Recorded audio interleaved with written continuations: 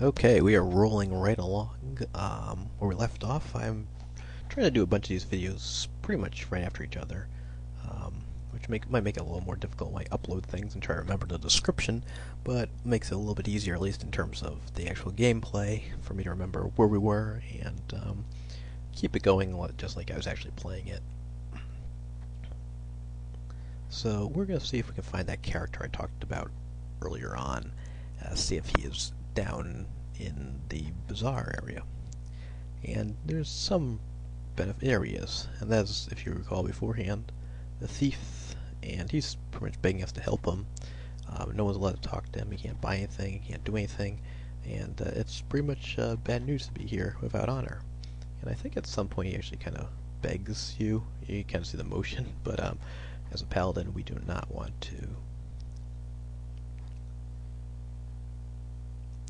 upset him or force him to do that. I don't. Once again, maybe I'm being too cautious on what costs the paladin honor and points, but I'd rather be safe than sorry.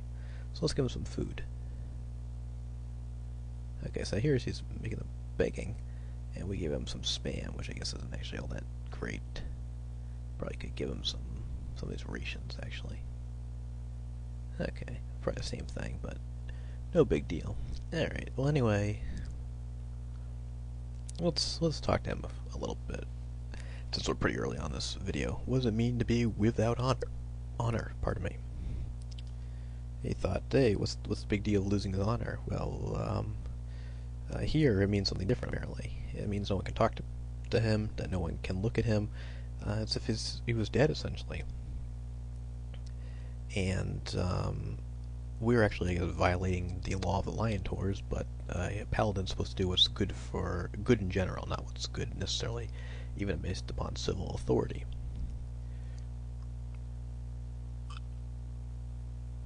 Yeah, and he can't get out because of the caravans, so he's in tough shape, and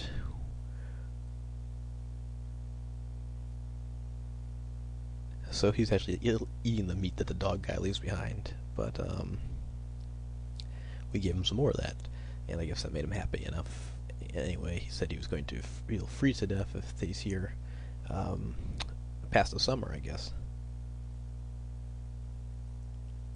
And he said he's going to try to, that he's happy for us trying to stop the war, because if we do that, the caravans will come back, and he'll be able to get out of here. So he supports us in our quest, if not for necessarily the most pure reasons, though I guess being able to get out of this situation is probably would be in everyone's best interest, or anyone's best interest in that situation. Alright, we'll ask him about himself. And he was pretty much stopping by, thought he could get away with something.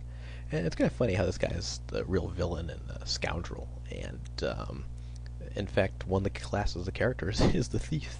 And so maybe I've mentioned that before too many times as well, but I just always thought that was kind of silly. Though I do enjoy the thief at times. It's a fun diversion in the game, but it's not necessarily the most heroic character. Anyway, so he's pretty much saying, hey, it wasn't a big deal, I just thought I could steal something, be on my way, but apparently that was not to be. He doesn't seem too upset at us, though, for being instrumental, at least from the game standpoint, in his arrest. So I don't know if you threw a dagger at him or not, if he'd still be happy as well. But he doesn't seem to hold that against us for now. And it's pretty much just about the war, and he wants us to bring peace because of that.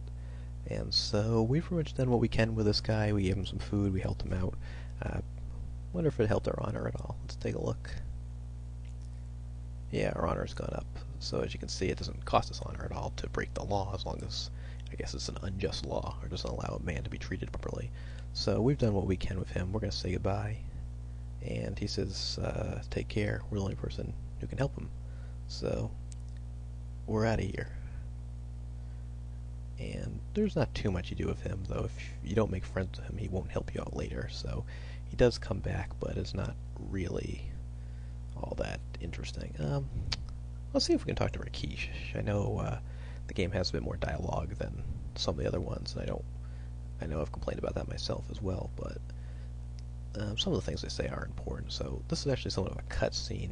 It's no longer the sprites of the character; they're in their I guess, bedroom. I don't know, just hanging out. In any event,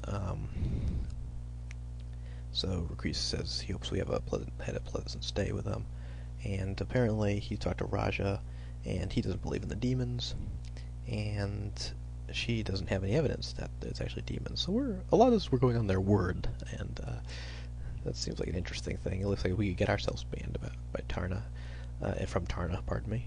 We greet them, and I don't know if this is really all that important. Most of the time this is meaningless, just to tell them about what's going on. But yeah, that's pretty much basic information.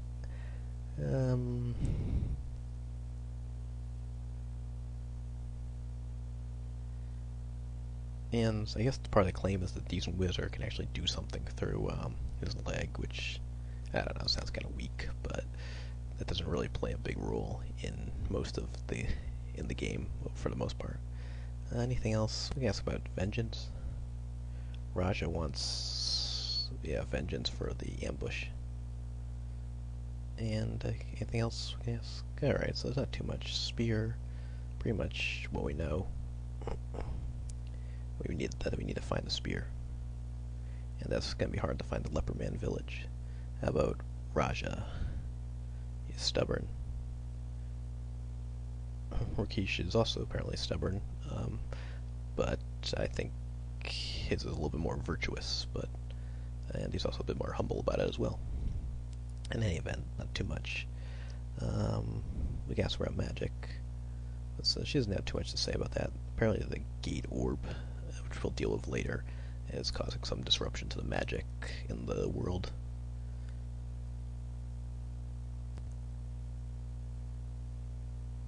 Yeah, so that's not too relevant. We'll learn a little bit more about that later on. There are different types of demons. Interesting thing is, for all talk about demons, we don't really interact with too many of them until very late in the game. And they're not really... They're characters that appear only at one instance for the most part. They're not really... they're sort of like the genie or the djinn, or whatever they call them in the Quest for Glory 2, where Aziza goes into a big description of all the different types, and we only interact with maybe one or two, so... but some interesting trivia, I guess. East. So the Leper Man village is probably in the east, as where the demons are, and we'll end up there eventually. Ask about Kreesha. She feels like she's being watched, and I guess they sort of are, but this house is protected magically.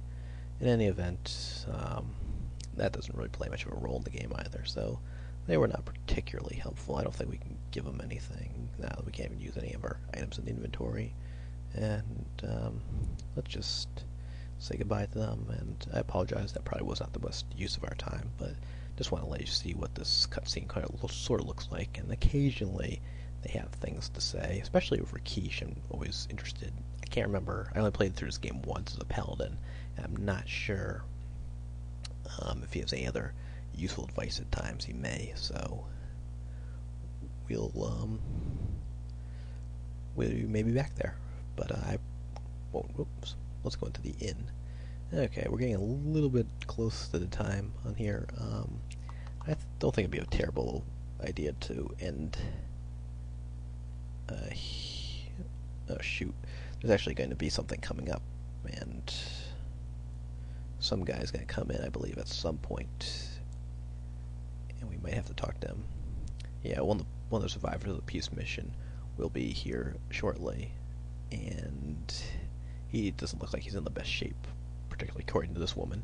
So there's some conversation we can have with him, and if he does show up, I think I can. It's not really a cutscene, so we should be in okay shape in terms of closing out this video. I'll order some food.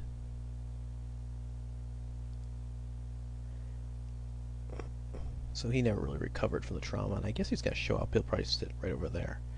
And we'll order a meal, get some food, I guess. It's not all that important in this game, as far as I recall. And here comes the guy. I don't know if that triggers him showing up.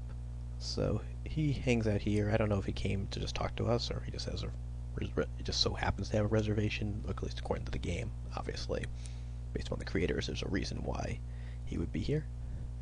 And I think we are going to say goodbye on this one, And the next one, we will talk to the survivor. So I'm sorry I took up some of the time with the dialogue, but I think it was necessary. And we're going to close this one out. So we will see you next time.